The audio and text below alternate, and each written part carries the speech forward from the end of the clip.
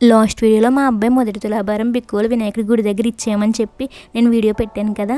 ఆ తర్వాత రెండో తులాభారం మా అబ్బాయికి ఎక్కడ ఇచ్చామంటే మా ఊర్లో ఉన్న వినాయకుడి గుడి దగ్గర ఇచ్చాం.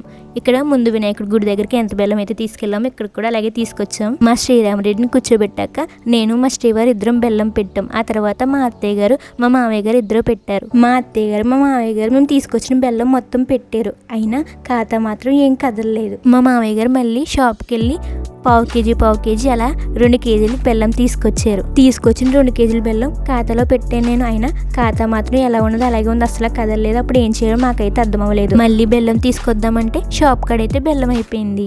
లాస్ట్ వీడియోలో గుడిలో ఒక వింత జరిగింది, మేమైతే ఆశ్చర్యపోయామని చెప్పాను కదా.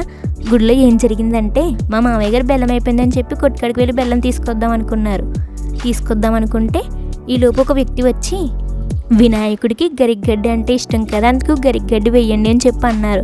మేమైతే తులాభారం అంటే వెంటనే గుర్తొచ్చింది తులసి కదా, గరికంటూ ఎప్పుడు వేయలేదు అందుకు మాకైతే డౌట్ వచ్చింది. కానీ గరిక వేసిన వెంటనే ఖాతా కదిలి మా శ్రీరామరెడ్డికి బెల్లం సరిగ్గా సరిపోయింది. మాకైతే చాలా హ్యాపీగా అనిపించింది.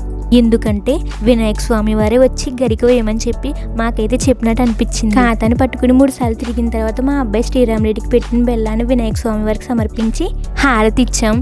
ఈ గుడిలో కూడా తులాభారం అలాగే దర్శనం చాలా బాగా జరిగింది. మేమైతే చాలా హ్యాపీగా ఉన్నాం. ఇంకా లాస్ట్ ఒకే ఒక గుడి ఉంది.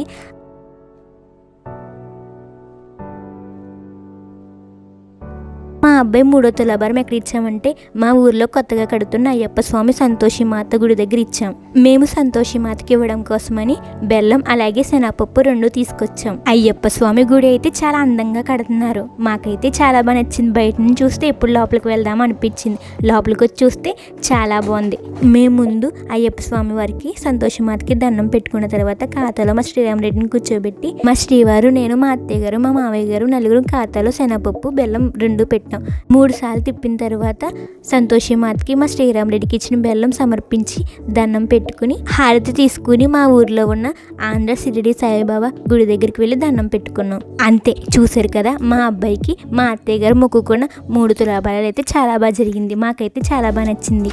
మా అబ్బాయి శ్రీరామరెడ్డి తులాభారం ఎలా జరిగిందో కామెంట్ చేసి చెప్పండి. ఇంకా మన ఛానల్ సబ్స్క్రైబ్ చేసుకోకపోతే వెంటనే సబ్స్క్రైబ్ చేసుకోండి, లైక్ చేయండి, షేర్ చేయండి.